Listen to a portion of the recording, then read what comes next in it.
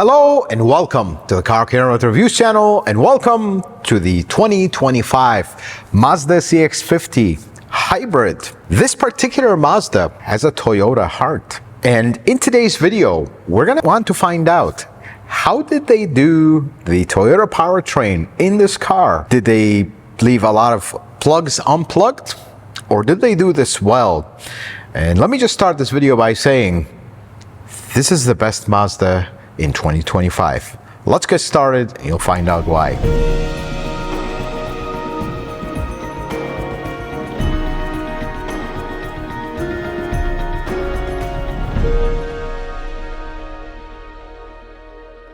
Let's start our technical review under the hood. And under the hood is a big surprise. It's the Toyota part. This is the exact same powertrain out of a Toyota RAV4 Hybrid, the latest generation. Let's start with the engine. We'll talk about the transmission. We'll talk about the hybrid system. I'm super excited about this because this is, This engine is the A25A FXS, an engine that Toyota has been using in their hybrid and non-hybrid models since 2018. This engine is a dynamic force engine. The way the valves are aligned and the way everything is set up is going to create a very interesting shape tumble flow where the air mixture will come in and turn. That's why they're able to achieve a very high thermal efficiency with this engine. So let's start with some of its mechanical construction. This engine is pretty interesting when it came out and still is. So plastic valve cover at the top, pretty high quality valve cover. We haven't had any issues with it yet. This is a dual overhead cam, does have dual VVTi or variable valve timing. The intake one is electronic.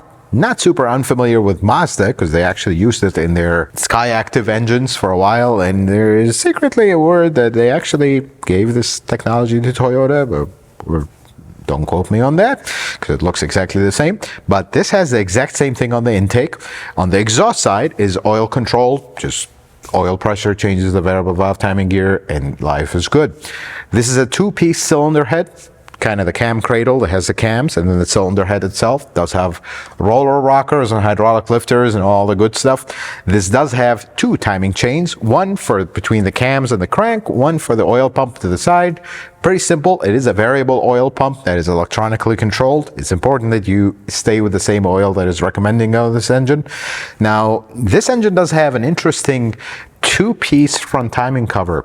So you have one piece that bypasses that area that the head meets the block. That used to be in old Toyota engines, and I can't believe we're saying Toyota and Mazda review, but in old Toyota engines, that was a common leak spot. So they kind of bypassed it with the back cover, then the timing chain, the gears and everything, then another cover that seals everything in the front. So far, so good. In the early years, there's been a few leaks from these covers, but lately, things have been good. And this is actually the latest iteration of this engine. I'll share with you why that is. So the cooling system in this engine is pretty sophisticated. Even in its non-hybrid iteration, it does have an electronic water pump. Of course, in the Mazda, we only have the hybrid iteration of that engine. It does have coolant valves, so it can direct coolant exactly where it needs to be for rapid warm-up, and they do warm up pretty rapidly. The early years of this engine, they did have some issues with these valves. This is the latest iteration, so we're anticipating no issues on this. This engine does have EGR, actually a coolant-cooled EGR. Pretty simple system. So far, so good. No issues with this system. It's a very accessible system, although the hybrid system, it makes it a little bit less accessible, but it is pretty simple. Valves right there. Everything is pretty accessible. Now, this engine does have Toyota's D4S, very sophisticated fuel injection system. So you have 4 direct injectors that sit underneath intake manifold and 4 port injectors. They can work either or together. Very sophisticated engine. Bottom line is, for us consumers, you don't have carbon buildup issues with this. That is pretty cool. The components of the system are pretty simple. For the D4S, high pressure fuel pump sits right on top of the valve cover. Direct injectors are underneath intake manifold. Port injector is very accessible, right on top. This engine is PCV valve, is a pretty interesting location, and they put it there so it would not freeze. It actually physically sits between the intake manifold and the cylinder head. You have to remove the intake manifold because it sits right there. Pretty interesting spot for it. Now this engine, and this is kind of the surprise, this is the latest iteration of this engine, and the way you can tell the latest iteration is First, the EGR valve has a hose that goes to it. In the early iterations, it used to be a quick connect port, because that is actually a port you're going to use to bleed coolant out of this engine. This one has a hose and clamp, and that is not the Mazda part. That is actually the first sign of the second generation of this engine. The second thing is, this engine used to have a couple plastic coolant housings on the side, on kind of between it and the transmission. This one has all aluminum, and that is the latest iteration of this engine. They actually changed it to aluminum because they were having issues with some leaks. So this engine is the last iteration of the A25. Very cool to see it. Very cool to see that this is the best version of this engine. I love it. The valves have been updated. We did have some issues in 2018 with the VVTi motor on the intake side. This is the latest iteration, so I have no worries here. Let's talk about the hybrid system. Pretty big deal in this. This is actually not the latest hybrid system from Toyota. And some will see that as a disappointment. This is a fourth generation hybrid system. I don't see it as a disappointment. Fifth generation hybrid system just came out. Toyota will not just volunteer the latest and greatest to another manufacturer. That's the bad part, that you don't get the latest and the greatest. But the good part is, this is a pretty proven system. It's been out for a long time. It's been out since the 2016 Toyota Prius. Some will see it as outdated. It is not outdated. It is proven and has a good track record. We've had the least amount of issues with the fourth generation hybrid system than any other system, period. And that is pretty good. Now, here's the most interesting part to me. So this is Toyota hybrid system as usual. You have an inverter that sits right here, which is, they call it a PCU now. They don't call it inverter converter assembly, but that's what it is. This is the brain of the operation. This car doesn't have an alternator. This is what houses the DC to DC converter, takes that high voltage battery voltage, steps it down to 12 volts, charge the 12 volt battery, power the electronics. This has the boost converter as well, so it can boost the power from the battery voltage up to 650 volts. This also houses all the current sensors and the switch points where it's going to switch. Are we charging? Are we applying power? We're controlling that AC compressor. That is all electronic as well in this. But beyond this one, the transmission, it took some digging around. I spent a significant amount of time studying this car because I wanted to see where was the compromise. There had to be a compromise. The transmission. It's not a compromise, by the way, in case that came out wrong. This transmission is a P710 eCVT transmission. And no, it is not a typical CVT transmission. This is probably one of the most reliable transmissions ever. The reason it's called eCVT is because it mimics the operation principle of a CVT, but not the execution. So this has two motors, just to keep it very simple in case you're a Mazda buyer and you're not familiar with the Toyota hybrid system. Two motors, MG1, MG2. One of them is really big, one of them is tiny. The smaller motor can generate, can create a reduction, or it can start the engine. This car doesn't have a starter. The big one drives the car and it can also generate. That's a very basic principle. Now, this particular model is all-wheel drive. You do have an MGR, so motor generator rear. It is a Q610 model. It's exactly the same as the RAV4 one, even with the connector. We'll look at it in a little bit here. Even with the connector that had issues, but this one has the latest iteration of that, which is pretty cool. Now, this hybrid system, at least to me, super familiar. Battery sits underneath the back seat. I love that they integrated it in the same spot. It does have a filter. It is air cooled. You got to keep that filter clean. We'll look at it briefly when we look inside of it. That battery is nickel metal hydride. It is not lithium ion. And that is a very smart choice because it's proven. Yes, lithium ion do have their advantages, but they also have disadvantages. So they stuck with the old and proven. I like that. And with that, if you're familiar with the hybrid system, sorry I bored you saying it all over again, but let's talk about the most important part. This is a very interesting car because if you look at the Toyota Yaris IA, for example, that was the last thing with Mazda and Toyota. It's basically a Mazda 2 with a Toyota badge. That is simple. I mean, you just pluck the badge and put your badge on. Let's call it a day. You look at the Subaru BRZ or the Toyota 86, whatever. That's a Subaru with a Toyota fuel system. Very simple. I mean, you're basically manufacturing the entire car, just plugging in a fuel system. This, however, This is a lot. This is something that you don't see a lot of in the automotive industry. This is basically a motor swap in a car. And the level of engineering that has to go here and the collaboration between the two manufacturers is massive, because you're not only taking an engine and using it, you're not only taking a transmission and using it, you're putting a very complicated hybrid system that is completely from the ground up from another manufacturer into your car. Takes a lot of work. And I've spent so much time studying this to see where was the compromise. And you know what the best part is? There was none. I mean, this is impeccable, the execution here. I have to say it. With that, there are a few observations that are very interesting. I mean, they took the entire powertrain. Even the air filter housing is a Toyota, and that's the first thing that says Toyota under the hood. Right here, you look at it, Toyota, because the air filter in this is from a Toyota. Just think about it for a second. This is a completely different car than a RAV4, but the air filter housing, they figured out a way to mount it and make it work, and they took it straight out of a Toyota. There was no need to reinvent the wheel. That's pretty interesting. But here's some more observations. The coolant is actually Mazda coolant, not Toyota pink coolant. Pretty interesting that they did that. The location of the electric water pump that circulates the coolant for the second circuit. So we might have skipped over this when we talked about the cooling system. You have the engine cooling system, and then you have the hybrid cooling system that cools the PCU, or the inverter converter assembly, has its own radiator, its own cooling system and whatnot, its own reservoir. But even that, the bottle that they took for the inverter cooling system is from a RAV4. They just changed the location of it. They even thought of little stuff, but the coolant is a Mazda coolant. But here's the interesting thing. The routing of the radiators in the front is pretty interesting. It's a little bit different than a RAV4. So you have a Mazda radiator, but in front of it, you have a tiny little radiator for the second cooling system for the hybrid system, and then underneath that is the condenser. So they compacted it still, but it's definitely a Mazda radiator for the engine. That's pretty interesting. More stuff. So there is a bypass hose on the RAV4 that goes from the reservoir to the front of the engine and in.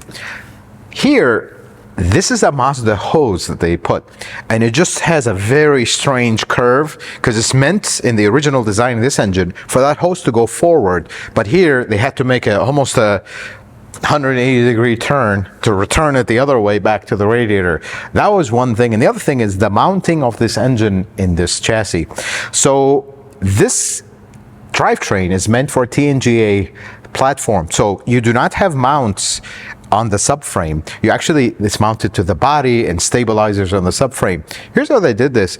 They actually used the exact same mounting points from the Toyota powertrain, but they made a bespoke mount. And the way they made it is, so if you look at this mount, I will show you a little video here. There is a hole there. In the RAV4, that hole is actually used for the mount, because the mounting point is a little bit more forward, and this one is a little bit back. So that hole, they put a plug. Even Toyota does not put a plug there, because they actually have that same hole empty in the back. This one, they put a little plug. I love that. That is pretty interesting. But the biggest thing that I could not kind of get details on, because the details are very scarce on this car, the actual details, the brake system. So to me, looking at this is a RAV4 brake system, because remember, this car has regen braking. So you basically have technically a brake by wire in a way, not 100%, but there are points when you're pushing the brakes and the hydraulic brakes are not engaged. So this is the exact same setup as a Toyota hybrid setup for brakes. You have a stroke simulator, you have a master cylinder for emergencies when the system does shut down. It will only operate the front brakes manually. And you do have a motor, an accumulator that has hydraulic pressure that applies the brakes as you need it. If you're using the generation, it's not going to apply them. If we are using hydraulic brakes, can apply it, so it has that pressure ready to go. Very interesting. I mean, the level of integration between two manufacturers. I look at the fuse block. This is the Mazda fuse block. Well, how does all the electronics integrate with this powertrain? I'll tell you how. Impeccably. I think they spent a significant amount of time figuring out the integration. Oh, they did it so well. I mean, you open this hood, there is no afterthoughts. There's no plugs. There's no, oh, this looks weird. This looks strange. And for someone that I work with, I was there when this engine came out. I actually, one of the very first people to take one of these engines apart. I look at this, it's like, this looks like it was meant to be here. Amazing. Never thought I'd see this, but here we are. Toyota powertrain in a non-Toyota car, executed impeccably.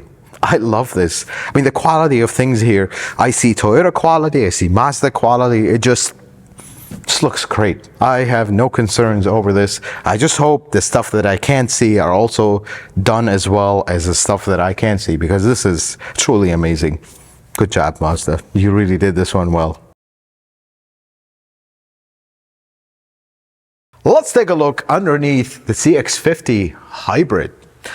This was one of the most interesting cars to look at, at least for me. Here are the Toyota cues. So this is all covered up all the way to the back, but this is the exact same service door you will find in a RAV4. Not exactly, the material is different. The bolts are different, and this little clip is interesting, but that is definitely a Mazda clip. But it's exactly the same spot, and we looked underneath it, it does have a Toyota filter. So this is an E25 straight out of the RAV4, nothing changed. Let's look at the front suspension real quick, although we've reviewed a CX-50 in the past. Steel lower control arm with a built-in ball joint. Steel knuckle, single piston caliper. McPherson strut design at the top. And if we come around and look here, this is a sway bar with a plastic inside. You can see there's 4 dots at the back. That is the plastic inside. Now here's the interesting stuff. I've been really examining this axle, because remember, this axle bolts onto a Toyota powertrain. It does look like a Toyota axle, but it also, there's one giveaway that is not a Toyota style. If you look right here, gonna be a little hard to show it. This little damper here is kind of glued onto the axle. Toyota doesn't do that, they usually put a clamp on it. So I'm gonna go ahead and say it. I think this is a Mazda axle that they modified, because this has the exact same bracket. Let's see if it's visible through here. It's gonna be hard to see it, but the axle has a bracket that bolts it onto the block. That is a Toyota style. But moving on from that to more interesting stuff, I wonder how they manage, because this subframe, I don't think it's a Toyota subframe. I think this is a Mazda subframe. They only have one tiny mount here, and the rest of it is actually on the body. That's how TNGA Toyota stuff is. But they managed to figure it out, and that's pretty cool. It doesn't look like total complete afterthoughts. No, it looks like it belongs here. The interesting thing is here, the exhaust is, that flex pipe looks exactly the same as the one on the RAV4. But everything beyond that, like you look at the color of the hanger, that is a Mazda hanger, that is not a Toyota hanger. And then the exhaust is one piece all the way to the back muffler. But before we get there, I want to show you one last thing. They actually got the version of this engine that has the oil cooler. It's going to be a little hard to show it, but there is an oil cooler right there. That is a pretty interesting thing that they gave them the version with an oil cooler. Pretty cool. The exhaust is one piece. It goes from the exhaust manifold all the way to the back. That was kind of interesting. That's a pretty big piece. We would have loved if it is broken down. But just like the RAV4, you notice it takes a very sudden turn, almost runs over to the side. The reason for that is, just like the RAV4, fuel tank is here because the battery is on top. That's how they're able to compact this package. But what I love about this is, I mean, the covering is all the way across. I mean, there is nothing. Look at this edge. I love this. I wish every single car is like this, where you got everything completely covered up. You don't have any big openings and whatnot. Now we come all the way to the back. I wanted to show you this unit because there's a small conflict and we're kind of going back and forth on this. Some tech data did suggest that the rear unit is a Q810. It's actually clearly says it here, Q610, not a Q810. So very good unit out of a RAV4. I mean, this thing, they only had one issue with the RAV4 with these, which is the cable. So the cable used to get water collecting inside of it, and it would corrode the wires and all that mess. This is actually, I'm happy to report, this is the latest iteration of the cable. So the original cable, this was all closed up. Water would just sit here and collect. The second iteration, they had a big opening here. This is the last iteration of this cable. So I'm not thinking we're going to get issues with the CX-50 like we did with the RAV4 when this unit first came out. But I love the integration of this unit. Like, it doesn't look like a complete afterthought. It's sitting right here in this modified subframe, and it's bolted right here with this one big bushing. That's basically how it sits on the RAV4. But the interesting thing is there is one complete afterthought. I mean, this thing was like, oh my God, are you serious right now? We got to talk about it. These are Toyota axles. That is the reason for the complete afterthought thing we're going to look at, which is the speed sensor. Normally, a wheel speed sensor sits through the knuckle and it picks up on the ring on the axle. I'm guessing because these are Toyota axles, they couldn't really do that, so they came up with the worst idea in the planet. Well, look at this wheel speed sensor. It is completely exposed outside. I mean, that is a very bad idea. Do you see how the tone ring right here on the axle and then the sensor just kind of sits there? You can kind of get a different view of it here. It's going to be hard to show you. We'll film a small clip to show you, but that is not a good idea, flat out. I just have to come out and say that. That is a terrible idea, but if you ask why, all kinds of debris and stuff will come in here. I mean, they're not covered at all. It's just wide open. I guess that's one of the things they had to live with. Small compromise. But everything else on the suspension, this is of course a beam suspension on the CX-50, which is a surprise when we looked at it initially because it drives great. And single piston caliper, which the caliper is sitting almost all the way up.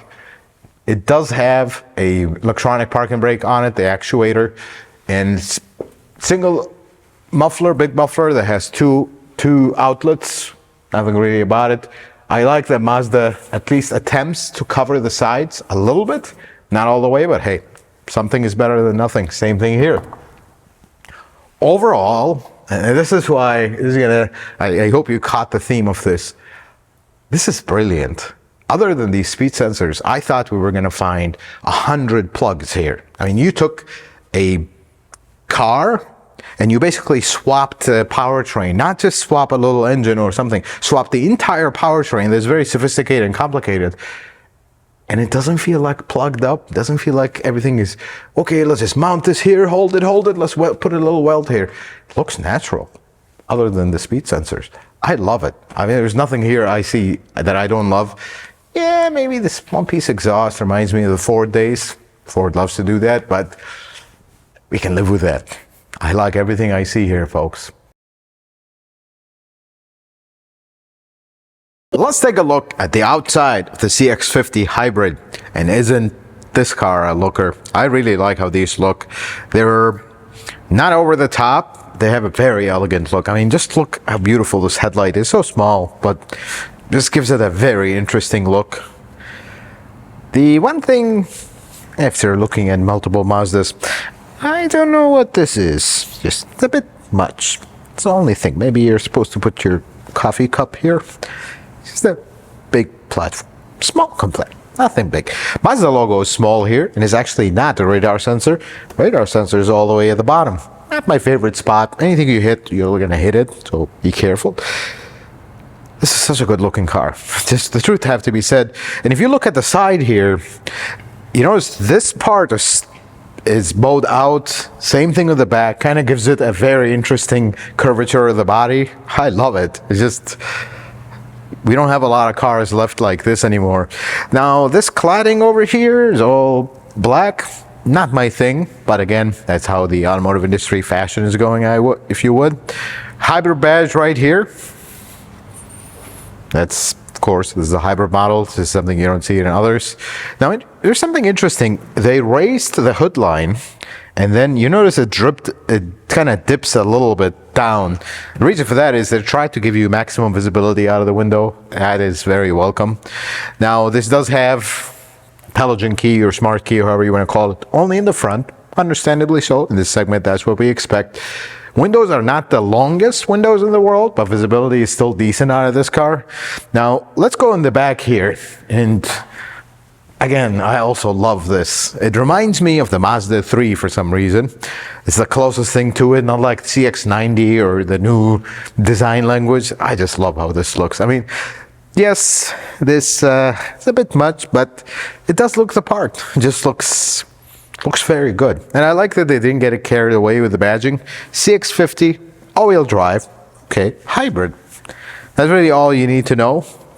And it looks pretty good. I really like these taillights. I really like this car. Let's look in the back here.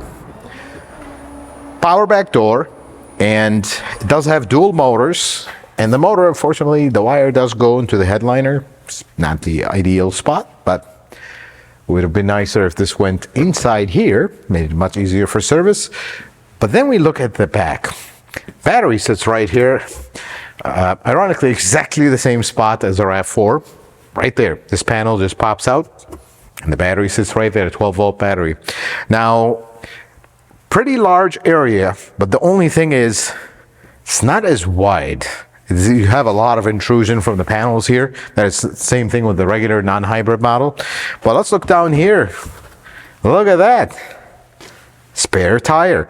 And not only a spare tire with a Bose subwoofer built into the cavity of it. So actually, we've seen it in many models. Mazda uses it a lot.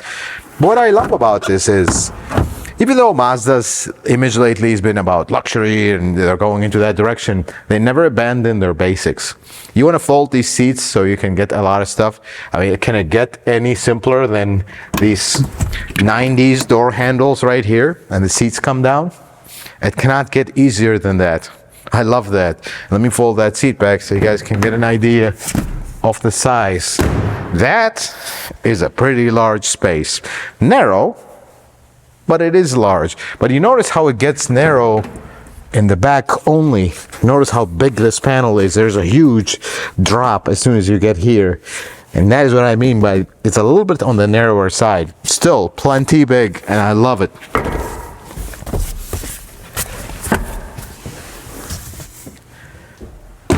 Really like the interior of this car. Speaking of course, you have lock and close the door only. You do have an LED light here, which is nice. Let's go look at the inside. If you own a Toyota RAV4, this would be the time to close your ears, because this makes the RAV4 look like a serious economy car. This is such a nice interior from every level. First, functionality wise, I mean, HVAC controls, all physical button. You do have a little screen on top of it, but that's about it. You can shut off the infotainment screen. You have everything right there. I really like this section right here. Proper shifter. It's a RAV4 shifter. And your every button, every dial just makes the right sound. I love it. And speaking of sound, let's talk about the infotainment. Look, Mazda's been kind of going through a phase with their infotainment. Let's put it this way. This infotainment system, it is touchscreen. It, for the most part, one of the most stable ones, because I feel like it's an old school infotainment. They got updated and updated, but they never really changed it from the ground up. Very stable, doesn't glitch out, doesn't freeze up, and just, it's very simple to operate, but that does come with a small cost. They still expect you to actually use the rotary dial. It is touchscreen, but it's very far away if you really want to operate it as touchscreen. And this makes such a satisfying sound. Listen to it. And then the volume knob right here. But then moving beyond that, your wireless charger is right here. You can just slide your phone right here, and it's on wireless charger. Center console opens kind of half and half, and it is decent size. Not the biggest one on the planet, but I don't have complaints about that. But what I do not have complaints about it is the feel of this interior and the materials used here. I mean, if you look at it, it's such a simple design. There isn't much going on, but yet it just feels so high-end, so nice. And the ride in this, other than the intrusion from the engine, which we'll talk about here in a second, it's a Mazda drive. It's simply, I'm sorry to say it, it simply drives better than a RAV4. I mean, it's the same powertrain, but it drives much better. It handles better, it's smoother, it's quieter, a lot quieter than a RAV4, and it's such a nice place to be. And I like the lack of gimmicks here. Love it, actually. The gauges. They're physical gauges. There's a big screen in the middle, but even with that big screen, there is a ring of a gauge in the middle. I love it. You just keep it simple. Yes, we have technology. We have some stuff that you can see, but it's not all screen for nothing. I like that. Now, this interior is very similar to the regular CX-50. And I really had no complaints about that one. The infotainment situation, some will not have an issue with it. Some will really find it a little bit interesting.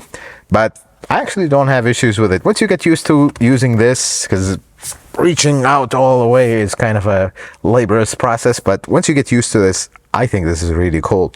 Let's take a look at the back seat here. I'm 5'7". This is my driving position. I do have decent knee room. This is not the biggest car in the world, but they do give you a cutout in the seat. So when you're sitting like this, you actually have extra room, because if this was flat, you would have actually less room. Super comfortable back seats, even though the hybrid battery actually lives directly underneath the seat.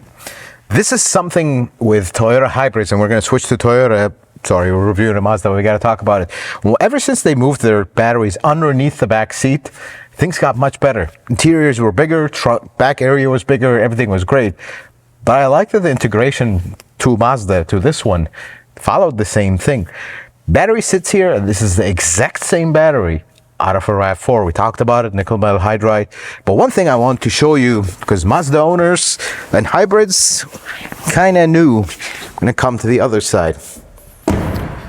This battery, like we talked about, is air-cooled. I love that they put the exact same filter in the exact same location as a RAV4. This right here, this vent, has a filter behind it. You should keep it clean, you should check it regularly, super simple to service it. And the main thing is, you should not block this. Mazda owners, welcome to the real hybrid world. You block that, you're gonna start damaging your battery, and over a short period of time, you might overheat it and have issues. Keep that clean, keep that unobstructed, and we won't have any issues. But I just cannot emphasize how nice this interior is. I mean, I think this is, I'm just going to say it from now, we're going to say it at the end of the video, I don't know how the RAV4 will still sell after this car. That's all I'm going to say. This is such a nice interior. Let's talk about some things I do not like about the Mazda CX-50 Hybrid. There's actually one thing, because this car is so close to being 10 out of 10 that we really had to nitpick. It's not a nitpick, depends which kind of buyer you are. See, Mazda buyers, usually they're used to going into a modern Mazda, and it's going to drive great. It's not going to win any races, but it's going to drive great. It's going to sound great. It's going to feel great. Nice interior, everything else. You get into this, you need to change that mentality into a Toyota owner's mentality, because the ECVT drone is very noticeable, and it completely goes against the typical ethos that you get into a Mazda 4. It will completely intrude on the drive. It is not fast, even though it makes the power that it does on paper, but it's not meant for that. It's meant to get great gas mileage, be reliable, and last a very long time. So if you are a Mazda typical owner, you're going to be like, what's going on here? This doesn't feel right. But if you're a Toyota owner, you're going to be like, this is super nice, because this is a lot nicer than a RAV4. So just heads up on that, because that may be a little bit of a shock of what you normally expect out of a Mazda not to be there. So the Mazda CX-50 Hybrid. This is hands down the best idea to ever come out of Mazda land. Here's the recipe of this car. Instead of spending their entire budget developing a super complicated powertrain that completely falls short to rival the Germans, like the inline six, or spend their entire budget on advertising a badge swap like the CX-70, they did this one right.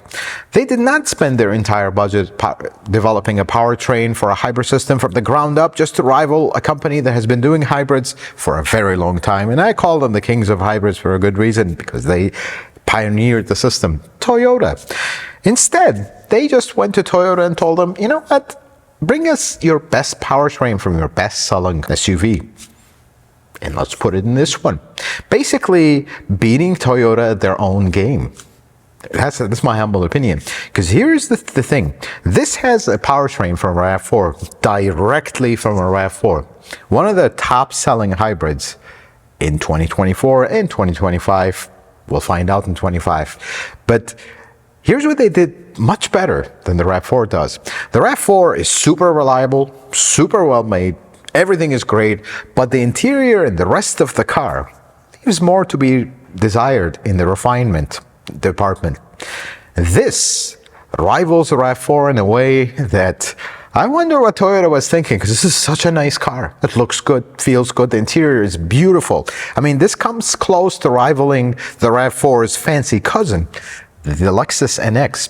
Now, this is not as nice as the NX, but it also doesn't cost as much as the NX. Actually, this is priced right around the price of the RAV4, but this is bigger, nicer to look at, drives better, quieter, but it has the same good stuff about the RAV4 that make people line up to buy them.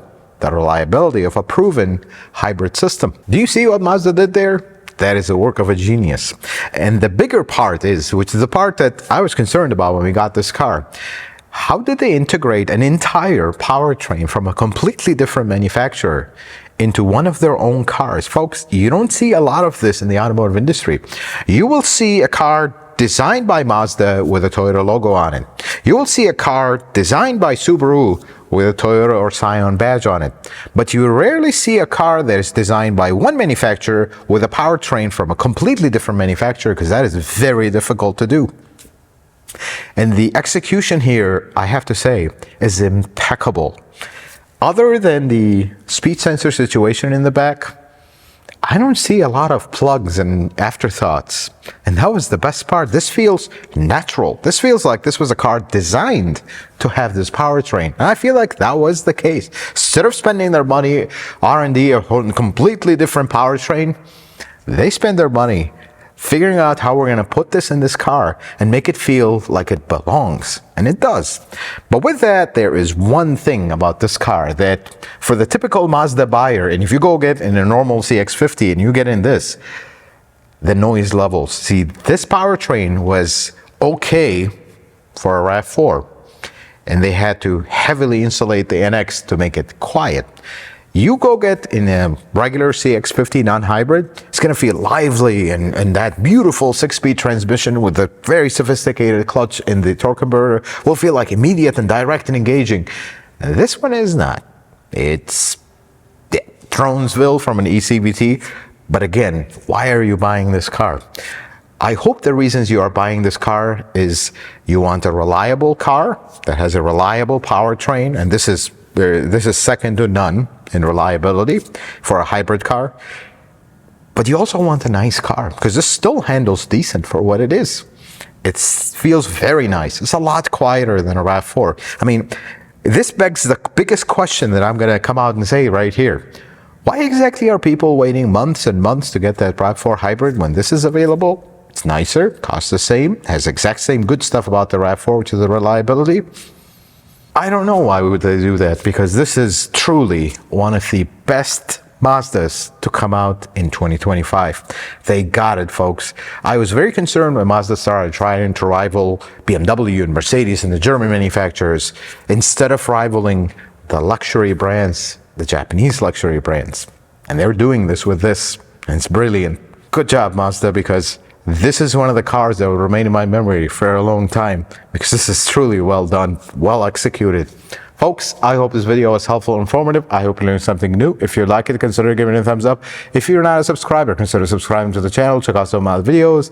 Until the next video, folks, may the Lord bless you and keep you, and you have yourself a wonderful day.